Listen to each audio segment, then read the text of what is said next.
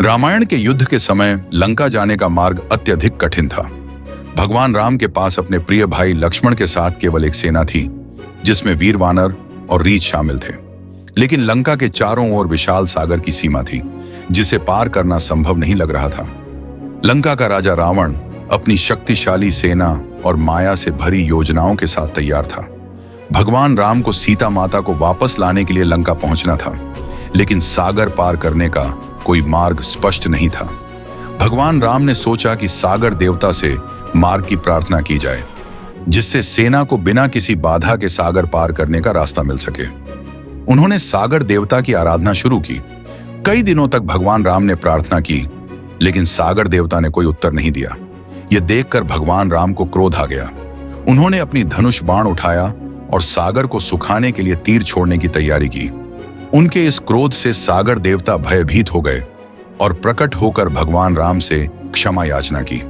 सागर देवता ने कहा, प्रभु, मैं तो स्वाभाविक रूप से तरल हूं, मुझे तो स्थिर नहीं किया जा सकता, लेकिन मैं आपकी सेना को मार्ग देने का वचन देता हूं। आप अपनी सेना के वीर वानरों से कहें कि वे मेरे ऊपर पत्थर रखें और मैं उन पत्थरों को डूबने नहीं दूंगा।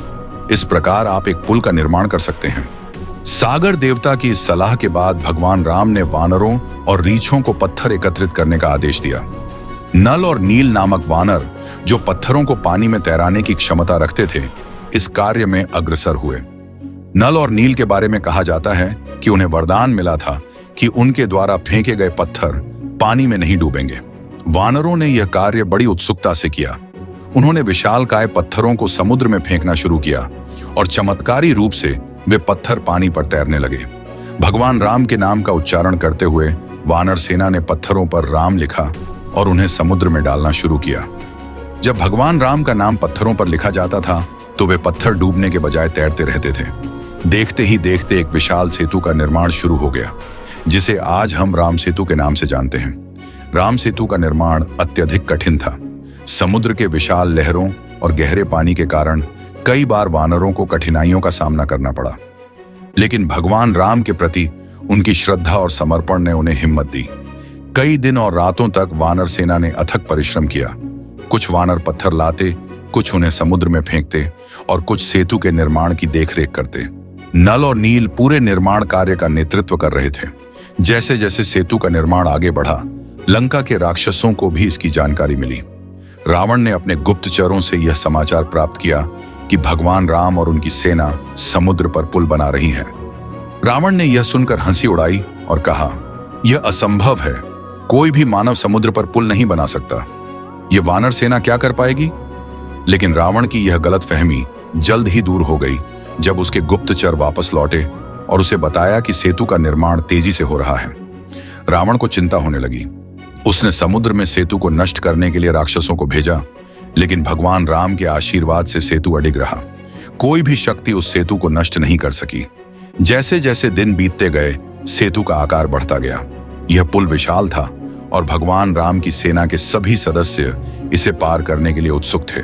अंततः कई दिनों के अथक प्रयासों के बाद राम सेतु का निर्माण पूरा हो गया। यह पुल समुद्र के ऊपर तैरता हुआ एक अद्भुत दृश्य प्रस्तुत कर रहा था।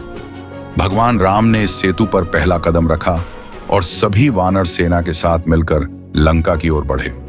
राम सेतु का निर्माण केवल एक पुल नहीं था, यह भगवान राम के प्रति उनके भक्तों के अटूट विश्वास और समर्पण का प्रतीक था। यह एक ऐसा चमत्कार था जिसे आज भी वैज्ञानिक और शोधकर्ता समझने का प्रयास कर रहे हैं। लाखों वर्षों बाद भी राम सेतु का अस्तित्व समुद्र में बना हुआ है और इसे आज भी एडम्स ब्रिज के नाम से जाना जाता है। इस अद्भुत पुल का निर्माण करके भगवान राम और उनकी सेना ने यह साबित कर दिया कि सच्ची भक्ति और समर्पण से असंभव को भी संभव किया जा सकता है।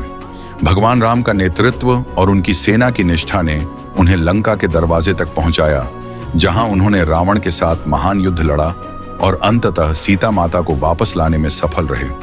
राम सेतु का निर्माण न केवल एक अद्भुत घटना है, बल्कि यह हमें यह सिखाता है कि किसी भी कठिनाई का सामना करने के लिए हमें धैर्य, निष्ठा और भगवान पर अटूट विश्वास की आवश्यकता होती है। वानर सेना ने अपनी क्षमता से कहीं अधिक कठिन कार्य को पूरा किया, क्योंकि उनके पास भगवान राम के प्रति प्रेम और श्रद्धा थी। भगवान राम ने इस सेतु के निर्माण के समय यह भी बताया कि जीवन में अगर सच्ची भक्ति और कर्म का साथ हो तो कठिन से कठिन कार्य को भी पूरा किया जा सकता है।